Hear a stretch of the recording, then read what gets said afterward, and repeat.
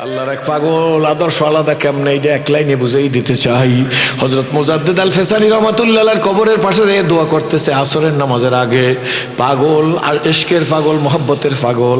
এমন সময় আসরের নামাজের আজান দিয়ে ফেলাইছে মুজাদ্দিদ আল ফেসানির কবরের পাশের, ভারতের মধ্যে কবরের পাশের মসজিদে। মোনাজাত সংক্ষিপ্ত করে পাগল, আশক পাগল, ভণ্ড না। মসজিদের মধ্যে ঢুকে প্রথম কাতারে গিয়ে বসে রইছে। কয়েক মিনিট পরে একামত হইতেছে, দেখে একজন মুরব্বী পানা আমাদের সম্মানিত সভাপতি সাহেবের মতো মসজিদের সামনে এসে গেছে, ছেলেরা মসজিদের মধ্যে একামত হয়ে যাইতেছে, তোমরা তাড়াতাড়ি মসজিদের মধ্যে আসো। ছেলেগুলা দুলবালি নিয়ে খেলতেছিল দুই হাতের মধ্যে এরকম করিয়া। মসজিদে এসে নামাজে দাঁড়াই গেছে। আল্লাহর ইশকের পাগল, এই ইশকের পাগল নামাজের মধ্যে খুঁজতেছে। ছেলেগুলা নামাজে আল্লাহরে সেজদা দিল, অজু করলো না, খেলতেছিল। নামাজ শেষ হয়ে গেছে, ইমাম সাহেব দোয়া করে যখন চলে যাইতেছে, আল্লাহর মসজিদ দরবে ডাক দেখো, ও বাবারা, জোয়ানেরা বসো, আমি একজন বিদেশি মেহমান, এই দেশে জীবনে আসি নাই, আমি মুজাদ্দিদ আল ফেসানির রক্তের টানে আইসে গেছি। জোরে কোন সুবহানাল্লাহ। আল্লাহর পাগল ডাক দিয়া কয়, তোমরা বসো। তারা তো ভদ্র যুবক, শিশুরাও বসে গেছে। এই পাগল ডাক দিয়া কয়, এ বন্ধুরা, তোমরা তো ছোট মানুষ, তোমাদের কাছে জিজ্ঞেস করি, একটু আগে মসজিদ মাঠে খেলা করতেছিলাম, বলো গো সোনামণিরা, মসজিদের মতো আল্লাহ সাহেব তোমাদের নামাজের জন্য ডাক দিছে, এই সেই নামাজে দাঁড়াই গেছো, কিন্তু কই তোমরা তো অজু করলা না। তোমরা কি জানো না যে নামাজের আগে অজু করা লাগে? ছোট্ট ছোট্ট ছেলেরা একজন আর একজনের আস্তে করে চিপুনি কাটে, সিমটি কাইটে ডাক দিয়া কয়, শুনছো এই বেটা কি বলে? এর মধ্যে একজন 7 বছরের বাচ্চা দাঁড়াই গেছে। তারাই কে, ও আল্লাহর দরবেশ, চাচু কোথায় তোমার বাড়ি, কোথায় তোমার ঘর জানি না। চাচা গো, নামাজ পড়ার আগে অজু করা লাগে তা আমরা ভালো করিয়া জানি, আমাদের নিয়ে তোমার কোনো টেনশন করা লাগবে না, আমাকে পরিচয়টা নাও। আমাকে জিজ্ঞেস করে, হুজুর বেদায়েতিরা যে লাল নিশান টানা, এটার কারণ কি? আমি বলি, তুই যাও কেন? লাল নিশান হলে বিপদ সংকেত, এরা লাল নিশান টানে, আমার কাছে আইসো না, এখানে আসলেই বিপদ। জোরে কোন ঠিক নেবে, ঠিক নিশান তো টানাই দিয়েছে, তারপরে যাও কেন? ওই বেটা বাউলালা বেটা বইলে গেছে, তুমি ভেবেছো কি মনে? সুকুমার বলছে, তুমি ভেবেছো কি মনে? এই ত্রিভুবনে তুমি যাহা করে গেলে কেউ তা জানে না। সব টুপিওয়ালারে বাস দেছো, সব দাড়িওয়ালারে বাস দেছো, সব আলেমেরে বাস দেছো, সব মসজিদ আলারে বাস দেছো, তুমি যাহা করে গেলে কেউ তা জানে না। বারে বারে আর আশা হবে না, বারে বারে আর আশা। তো বাবা কথা একদম শেষ করে আসছি, সিনাটা কাবায় লাগাই একটা চিৎকার দিছি, আল্লাহ গো, আমি তো জীবনে কল্পনা করিনি আমার সিনা কাবায় লাগবে। আল্লাহ, তোমার ঘরে যখন আমার সিনা লাগছে, আমি ছিলাম জাহান্নামের আসামি। রূপগঞ্জের ভাইরা, মাদ্রাসার মাহফিলে বন্ধুরা, কারণ আমি যদি ইসলাম কবুল না করে মারা যাইতাম, দুনিয়ায় দাউ দাউ করে আগুন জ্বলতো, তার মধ্যে আমারে জ্বালাই দিত, কিন্তু আমার মালিক আমার গলায় কোরআনের রশি লাগাই আজকের স্টেজে বসাইয়ে দিছে। খেলাকার বলো না, খেলাকার খোদার করুণা বলিয়া যত ছুটেছো আসার পেছু,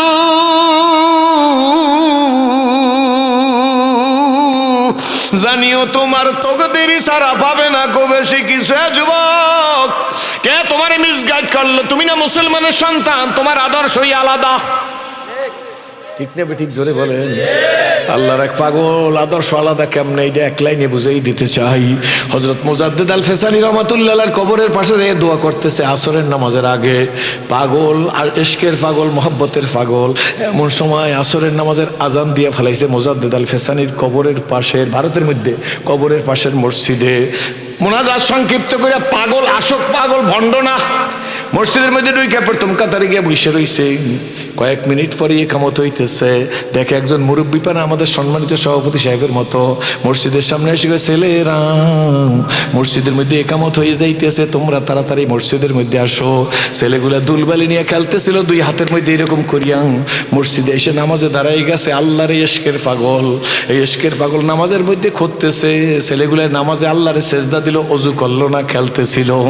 নামাজ শেষ হয়ে গেছে, ইমাম সাহেব দোয়া করে যখন চলে যাইতেছে, আল্লাহর মসজিদ দরবে ডাক দেখো, ও বাবারা, জোয়ানেরা বসো, আমি একজন একজন বিদেশি মেহমান, এই দেশে জীবনে আসি নাই, আমি মোজাদ্দেদ আল ফেসানির রক্তের টানে আইসে গেছি। জোরে কোন সুবহানাল্লাহ।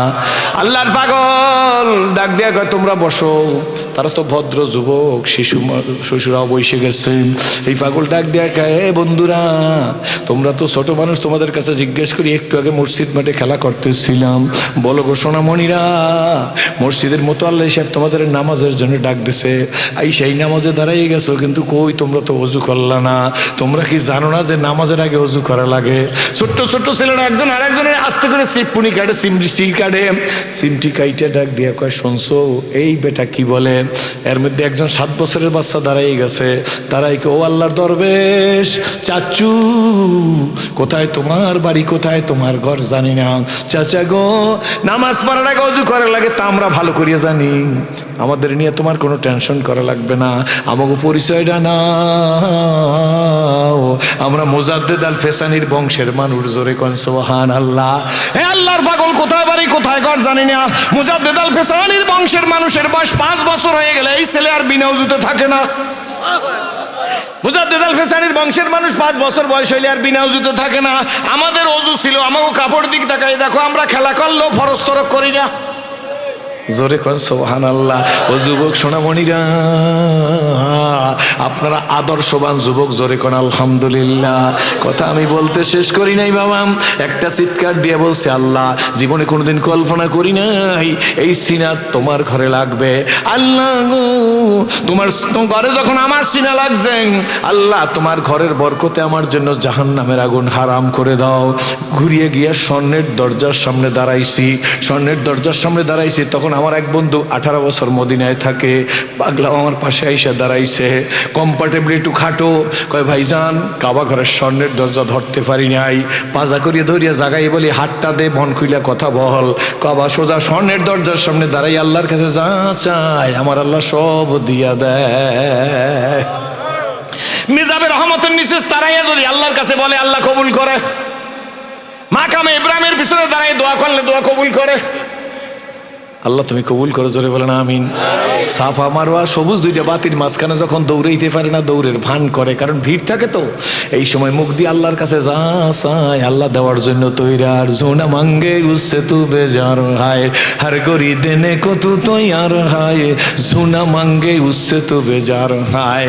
এরপর লোকটার নামাইয়া হাত উঠে মোনাজাত করতেছি, ধুকে ধুকে ধুকে ধুকে কথা বলতেছি, বাবা কথা শেষ করে দেবো কোনো চিন্তা নাই। এমন সময় মোনাজাতটা শেষ করেছে, আমার বন্ধু ডাক ডেকে ভাইজান তাড়াতাড়ি চলেন, ভাত খাইয়ে দুপুরে তারপরে আবার কাবায় আসবো, এরপরে আবার তওয়াফ করবো, নফল তওয়াফ। বলে চলো।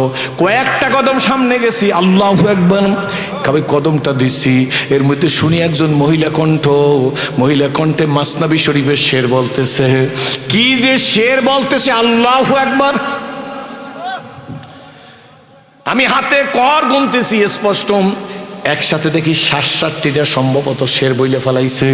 আমি আশ্চর্য হয়ে গেছি, মহিলা তো কমপক্ষে দাওরা কমপ্লিট করা মহিলা, 60-70টা শের বলছে। আমি আশ্চর্য খালি এরকম একটু তাকাইছি, তাকাই দেখি বোরকা পরা, শুধু এইটুক জায়গা পরিষ্কার, চোখ দিয়ে পানি পড়তেছে, আর কাবার গিলাপ ধরে খালি মাসনাবি শরীফের শের বলতেছে। আমি আর একটা কদম সামনে দিছি, আমি বলি বন্ধু এই মহিলার দেখছো কত ইশক, কত মোহব্বত, কিভাবে মালিকের সাথে কথা বলতেছে।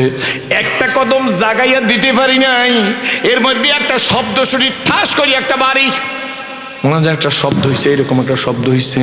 বাম দিকে তাকাই দেখি মহিলার কপালের এই চামড়াটা ফাইটে গেছে।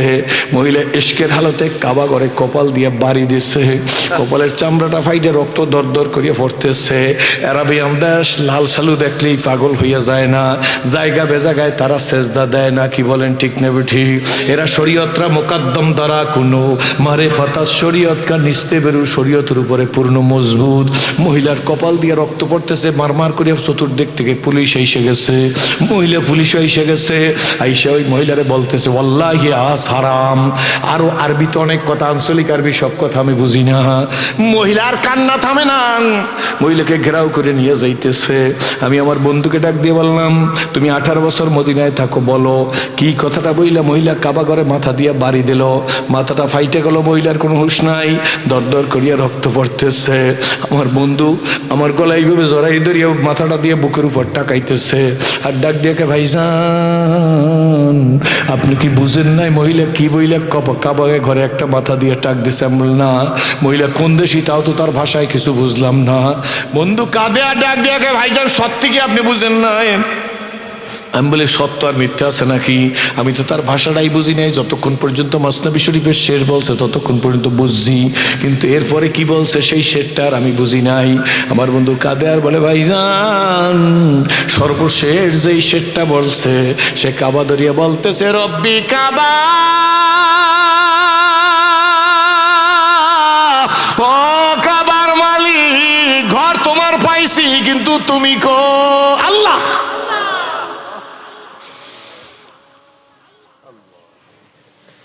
মহিলা কাবা ধরে বলতেছে কবিতার ছন্দে ঘর তোমার পাইছি কিন্তু তুমি কই, ঘর পাইলে হবে না, কাবার মালিক সারা বাড়ি যাব না। বলতে বলতে বলতে বলতে মহিলা নার্ভাস হয়ে গেছে আর নিজের কন্ট্রোল করতে পারে না। আশেকারা আর জুয়ে দিগার আসতে বুলবুলারা গুফতে গোয়ে দিগার আস ই জমিরা আসমানে দিগার আস থার গোলেরা রঙ্গ বয়ে দিগার আস। মহিলা নিজের নিজের কন্ট্রোল করতে পারে না, কাবার গিলাপ ধরে ডাক দেয় কাবার মালিক ঘর পাইলে হবে না, ঘরের মালিক সারা বাড়ি যাব না। শোনার সঙ্গে সঙ্গে আমি আত্মহারা হয়ে গেছি। ডাক দিয়া বন্ধুর গলায় হাত দিয়ে বললাম বন্ধু রে আমিও তো কাবায় আসছি, আমি তো কাবা ধরে বলতে পারি নাই ঘর পাইলে হবে না, ঘরের মালিক সারা বাড়ি যাব না। এ রূপগঞ্জের মানুষেরা আজকের মাহফিলের বন্ধুরা কম বেশি লোকের দরকার নাই, আল্লাহর নিয়ে বাড়ি যাইতে কে কে রাজি আছেন একটু হাত জায়গায় কন সে রাজি, হাতে নাড়া দেন নাড়া দেন নাড়া দেন, বলেন আল্লাহর না নিয়ে বাড়ি যাব না। আল্লাহ হাত নামান। আমার মন বলতেছে এই মাঠটা এখন আল্লাহর কুদরতি হাতের মধ্যে চলে গেছে। বন্ধুরে বাবাজি রে সম্মানিত ওলামা একরামরা রে আপনাদের পায়ের জুতা মাথায় নিয়ে বলি হে পর্দারের মায়েরা, একটা মহিলা ডাক দেয়া বলে কাবার মালিক ঘর পাইলে হবে না, ঘরের মালিক সারা বাড়ি যাব না। কি করলো কে কি না করলো তাতে আমার দরকার নাই, কি বলেন ঠিক না বেঠি? কালেরা বগুজার মর্দে হালে শো সে মর্দে কামেলে পামালে শো। কার কি করলো কোন দল করলো তাতে আমার কিছু আসে আর যায় না। আল্লাহ তোমার নিয়ে বাড়ি যাবার তৌফিক দিয়া দাও। যদি বেঁচে থাকি আবার আপনাদের কাছে আসবো। বিদায় বেলা বাবা, 40 বছরের মধ্যে ঘরের দরজায় যায় মারে মা বইলা ডাক দিবার পারি নাই, বাবারে বাবা বইলা ডাক দিতে পারি নাই। আপনারা প্রশ্ন করতে পারেন সিরাজি হুজুর আপনি কি আফসোস করেন নাকি? আফসোস করেন না, বরঞ্চ মনে মনে মনে মনে বলি যখন উজু করিয়া যুবক আমার দিকে তাকাও, শোনো আয়নার সোনামণি আমার কাছে আয়। আল্লাহ গতকালকের ওই কুড়িগ্রামের কথা বলছিলাম, ওইখানে কালকে একটা ঘটনা বইলে আসছি। আমি কুড়িগ্রাম ইস্তেমার মধ্যে ঢুকতেছি, বিশাল ভিড়, একটা ছেলে এসে আমাকে জড়াই ধরছে। জড়াই দাম বলছে ভাই এই ভিড়ের মধ্যে আপনি আমার ধরছেন কেন? জড়াই ধরিয়া কয় হুজুর এই দাড়ি আপনার বদৌলতে, এই টুপি আপনার বদৌলতে। আমি বলি এটা কেমন কথা, বিশ্রী কথা। কয় হুজুর কোনো বিশ্রী না, আগের বার আপনি আসছেন না অমুক দিন এই শেষ দিন ইস্তেমার কুড়িগ্রামে ধরলা নদীর পারে ইস্তেমা হয়, আমি বলে আসছিলাম তো। কয় তখন আপনি গেট থেকে ভিড়ের মধ্যে ঢুকছিলেন, আপনার বাম হাতে ব্রিফ কেস, আমি এসে আপনার ডান হাতের মধ্যে হাত দিছি। হুজুর আমার গলাটা ধরিয়ে আপনি কপালটার উপরে 2 গালে 2টা চুমা দিচ্ছেন। হুজুর যখন চুমা দিচ্ছেন তখন কেবলমাত্র আমি গাঁজা খাইয়া আসছি। ইস্তেমায় কে আসছে, কারা ইস্তেমা করে, কারা বয়ান করে তাও আমি জানি না। হুজুর আপনার চিনি, ইউটিউবে আপনারা দেখছি, যখন আপনি চুমা দিচ্ছেন হুজুর আমার আর 7 পায়ের রক কাইটে দিছে। আমি ওই পাশে চলে গেছি, আমাকে দেখাই বলে ওই বেড়াটার পাশে চলে গেছি, নিজের পায়ের স্যান্ডেল নিজে খুইলা গালের মধ্যে টাস টাস বাড়ি দিছি। আর নিজে বলছি নও মুসলিম সিরাজি নিজের মুখে বলছে জাহান্নামের আসামি ছিল। সেই ইসলাম কবুল করে আমাদের কুড়িগ্রামে কলেমার দাওয়াত দিতে আসছে। আর আমি মুসলমানের ঘরে হইয়া আমি গাঁজা খাইছি, গাঁজা খাওয়া মুখটার মধ্যে সেরা জিউজেরে সুমা দিছে। এই মুখ দিয়ে আর গাঁজা খাবো না, এই মুখে আর বেলেট লাগাবো না, এক ওয়াক্ত নামাজ ছাড়বো না হুজুর। সেই 1 বছরের মধ্যে আল্লাহর আমাদের তাকবীর উলা ছোটে নাই। আমি রুমে আইসো চা খাইও। আমি গেট থেকে রুমের মধ্যে গেছি, জামিয়া ইসলামিয়া 4 তলায় গেছি। আর পথে পথে কাঁদতেছি, মাবুদ গো আমল তো কিছু করবার পারলাম না, যদি ক্লাসের সহিত তোমার ভালোবাসার জন্য ওই ছেলেটার গালে সুমা দিয়া থাকি, ওর জীবনের যদি পরিবর্তন হয়, আল্লাহ তুমি আমি সিরাজের জন্য জাহান্নামের আগুন হারাম করে দিও। বন্ধুরা রে, বাবাজিরা রে, হয়তো বুঝাইবার যোগ্যতা নেন, আপনারা বুঝা রাইবেন। দুলিয়াতে মালিক চিন্না কবরে যাইয়েন, কুকুরে মালিক চেনে, বিড়ালে মালিক চেনে, শুয়ারে মালিক চেনে, গাদায় মালিক চেনে, চেনে কি চেনে না জোরে বলেন। ইন্ডিয়ার চিড়িয়াখানায় গেছিলাম বহু বছর আগে, ছোট্ট ছিলাম মা বাবার সাথে। 4 ঘন্টা ঘোরার পরে বাঘের খাঁচার কাছে গেছি। 4 ঘন্টা দেখতে দেখতে শেষ করতে পারি নাই। বাঘের খাঁচার কাছে গেছি, যাইয়া ছোট মানুষ তো ওই রকম ছেলে, এরকম আঙ্গুল ঢুকাই দিছি বাজে বাঘের খাঁচার মধ্যে। মা পিছন দিয়ে টান দিচ্ছে, আঙ্গুল নিয়ে যাইবে আমাকে বলতেছে। বাঘ দেখে মজা করতেছি, হঠাৎ করে দেখে একটা লোক আসছে, বাম হাতের মধ্যে একটা বড় রান, গরু বা মহিষের রান হইবে। আর সেই দেখলাম বাঘের খাঁচার কাছে তালার মধ্যে চাবি ঢুকাই দিল। তালাটা খুইলা গেল, দরজা খুইলা লোকটা ভিতরে ঢুকে গেল বাঘের খাঁচার মধ্যে। কিন্তু বাঘ বসা যাইয়া হ্যাঙ্গারের সাথে গোস্তের রানটা ঝুলাই দিছে। ঝুলাই দেওয়ার পর বাঘ দেখলাম এইরকম উচ্চাই সে গোস্তের কাছে দাঁড়াইছে। যে লোকটা গোস্ত নিয়ে গেছে বাঘের খাঁচার মধ্যে, বাঘ কিন্তু তারে কিছু বলে না। আস্তে করিয়া দাম লোকটা বাঘের মাথার উপরে এরকম হাত বুলাই দিয়ে আবার চললে যে খেসার গেট আটকাই দিয়ে গেল। সেই সময় বুঝি নাই, এখন চিন্তা করে বুঝলাম, ও বাঘ আমার আঙ্গুল তুই নিয়ে যাবি, কিন্তু ওই লোকটার কেন তুই খাইলি না, কিছু করলি না। এই বাঘ তার নিজের মালিকের আব্বা সেন্সি কি চেনে নাই। বাঘে জানে এই মালিক আমার, ও আমারে খানা দে, ওরে ধরাও যাবে না, নখের আসরও দেওয়া যাবে না। বাবারে, সভাপতি সাহেবের বাড়ির কুকুর আমার বাড়ি কোনোদিন পাহারা দিবে না, দিবে জোরে কন। কুকুর জানে যে আমি সভাপতি সাহেবের মাছের কাটা গোস্তের হাড্ডি খাই, কি বলেন সত্য না মিথ্যা? যার নিয়ামত খাই তার বাড়ি পাহারা দেব।